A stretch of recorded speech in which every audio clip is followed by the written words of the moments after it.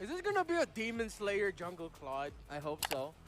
Because that's one of the things that Claude is kind of slow now. A lot of marksmen are very slow in the jungle, so maybe it might be Into the portal. Wow! Game 3 starts so quickly! Mwah. I want to know, bro. Good protection here from Etomax, obviously. And on the other side of the field, Renzio and Chaknu together, trying to mess up Kevier's rotation.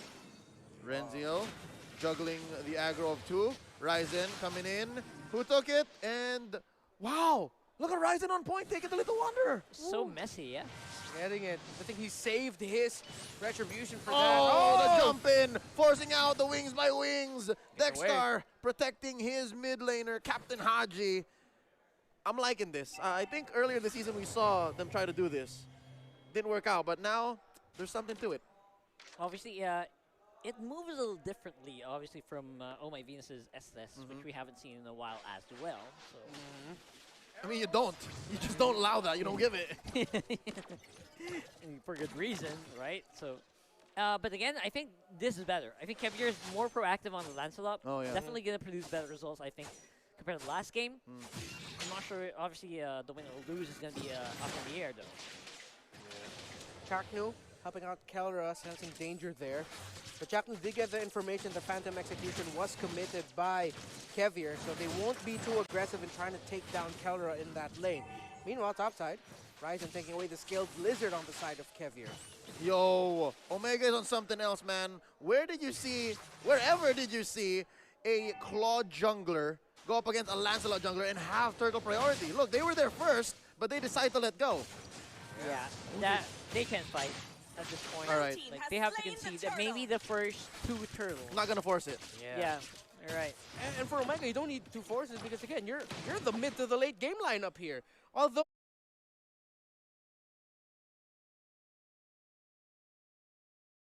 Blacklist has great scaling as well. They do have the Farsa and the Brody on their side, but Omega are liking, well, for them, it seems like they're really liking their chances of, as long as we get the Claude farm, he doesn't get taken out early on, he might be able to do this. Oh, there's a jump in. Chaknu under the protection of his turret. Gonna retreat in the face of this 3-man squad from Blacklist. That gold lane is unwavering. But for Blacklist, I think if they're not getting leads, they might be a little bit behind here. That is a Claude that is going to get more powerful compared to Lancelot as time progresses.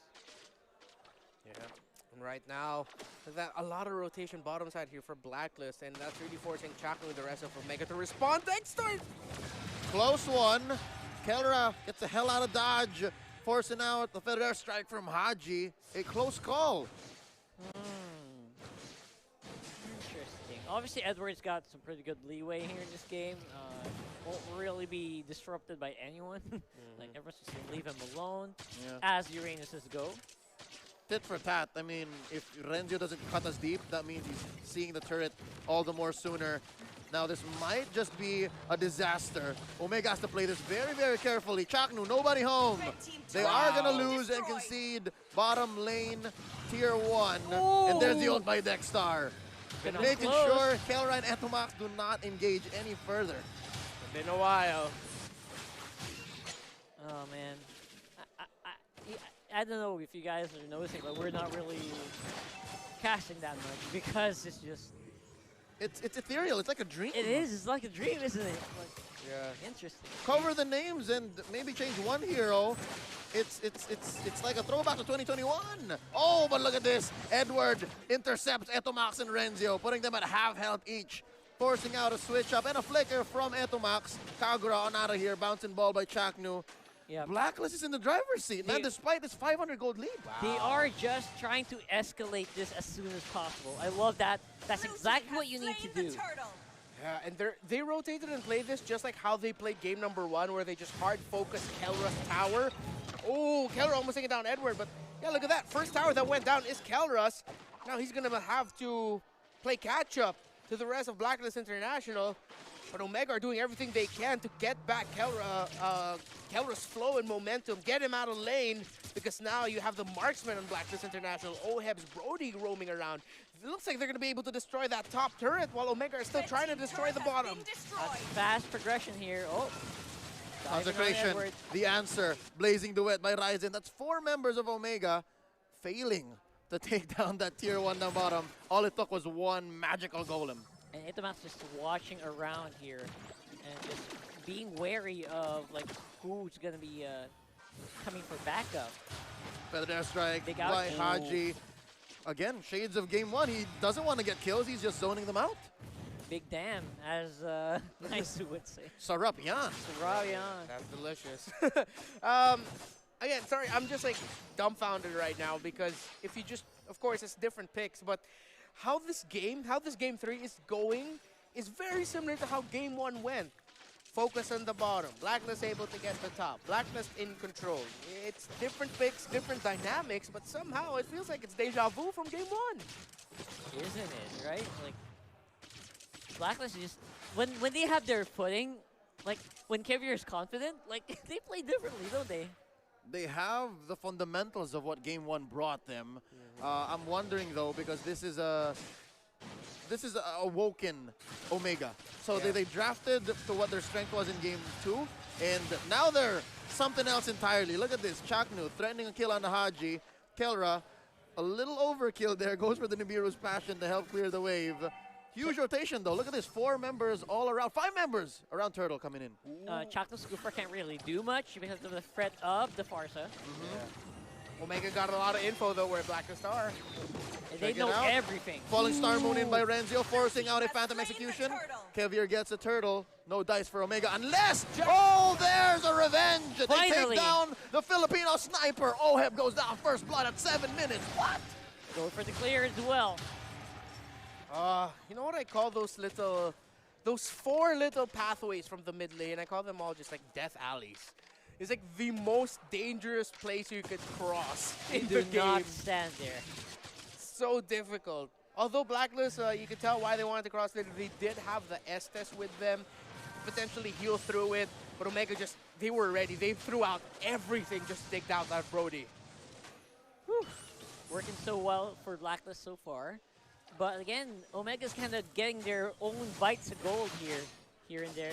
Yeah. Keeping that gold lead relatively close. Oh, Etomax threatens a kill onto Haji. Kevier puncturing on through 2. Chaknu catches him. Gets healed one more time. Etomax drops the umbrella. Ryzen, can he come in? Can he finish the job? No stacks on this Claw just yet. Not ready. Doesn't even have his Blazing Duet. Gonna be happy with the Little Wonder. They're back to farming. Huh.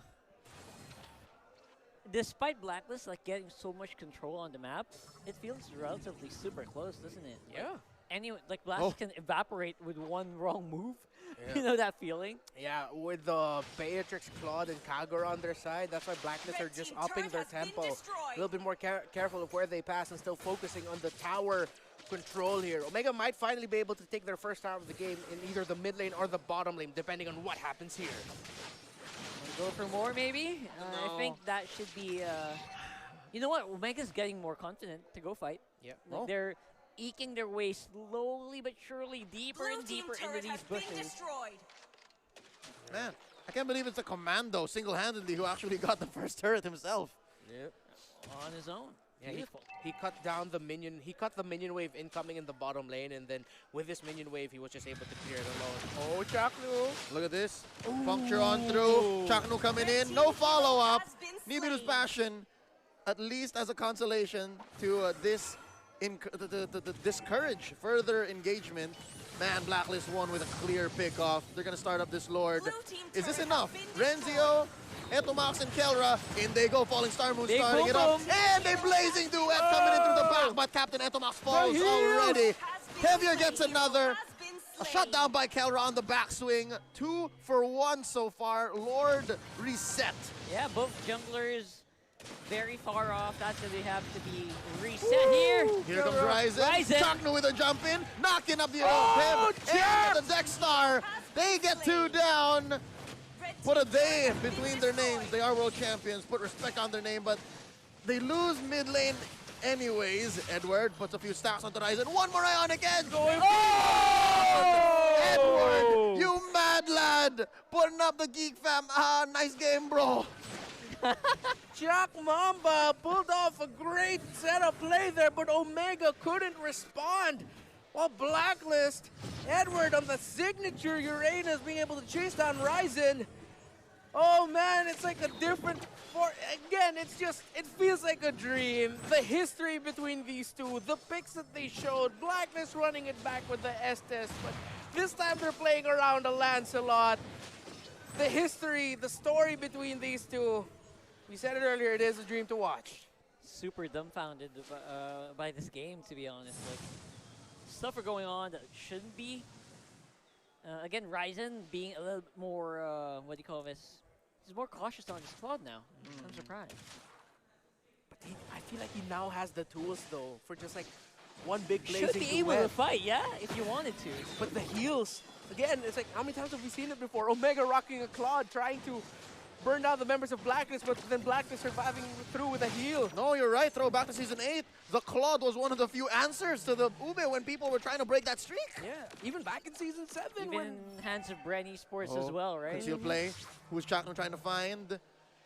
Oh, tries to get one. He gets Dexstar, bouncing ball out. Retreat, retreat. All right. Oh.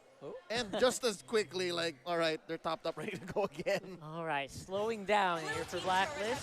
Oh, what? Where'd that come from? What? All right. Kevier overshoots, dashes on through. Yep. Renzio taking the ire here of both Haji and Kevier. Falling Star Moon right where Kevier would come back through. Edward to the rescue. The Lord. 5 members. And just like that, underneath Blacklist nose, in the blink of an eye, they take the Lord. Omega clearly winning, gets a double kill. No casualties just yet. The Comeback Kings have come back. Yep, they're doing it, boy. They're doing it.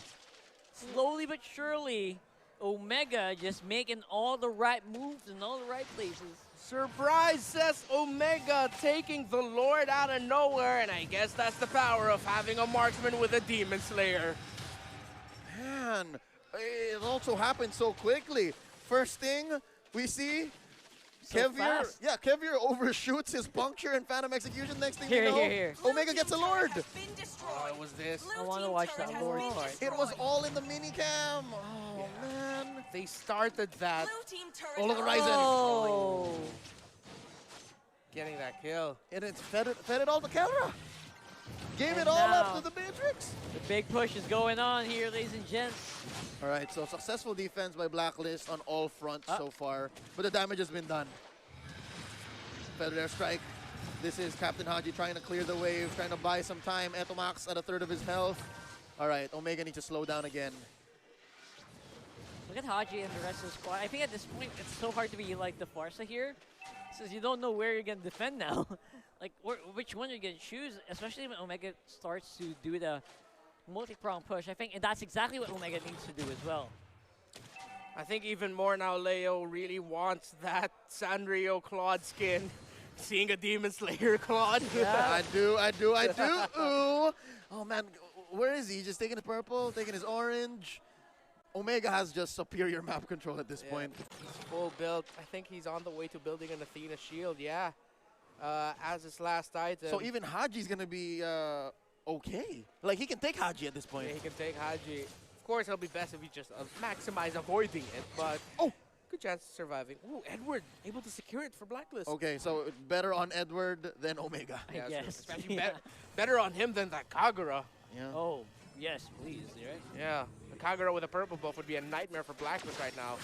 And obviously, I don't think there's going to be any big movements until we get to this Lord. Yeah.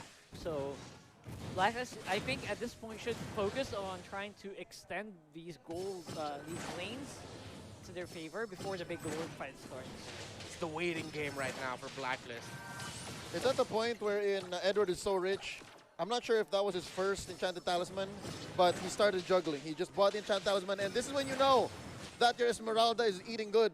She picked up the Ice Queen wand again. As usual. Yeah. I love picking up the Ice Queen one now in Esmeralda since I started seeing the pros do it more. It's nice, the slows. And actually you get like a bit of, if I'm not mistaken, you get also a bit of lifesteal from the Ice Queen one, Yes, right? it's almost glue-like a level of annoying. Yeah, it's like the same thought. Wow. Ooh. Haji, Oh, a blind feathered airstrike, clearing mid lane, and of course, Kevir with the blind phantom. discouraging a fight in the Lord, Oh, but they're going for already Omega's pulled it towards their side. A knock-up, taking the Chak Mamba out of the equation Done. for a second longer. And look at this, the blazing duet by Ryzen into the back line. Kevir falls, he gets a double K again. And there's one more, triple kill for Kelra. One more down. Etoma stays the Lord. Kelra's a maniac. Down goes the Uranus. Did he get the He's got Savage? Captain Haji left. Give this guy a Savage. Looking for the sniper. Oh my god! Oh my god! That is the first Savage of the season! The Shadow Striker strikes again. Oh! Omega is gonna take this series.